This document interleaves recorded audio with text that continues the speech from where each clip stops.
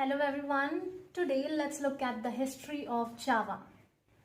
I find the history of Java very interesting because of its naming history. Initially, when they had started the project, they called it Green and they moved ahead with it. Soon they decided that they need to change its name and they came up with a new name that was Oak, because there was an oak tree that stood outside their office.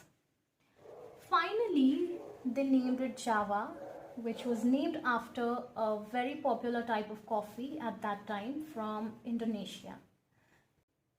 Now let's look at the rest of the part. So it was initiated by the company called Sun Microsystems in the year 1991.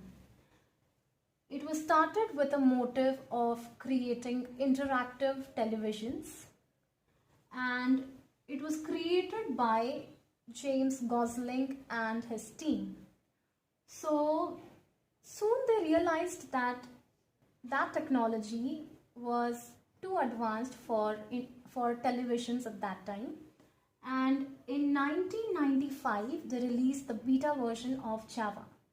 In the year 1996, the first version of Java was released. So this is an important question, and also this one, right?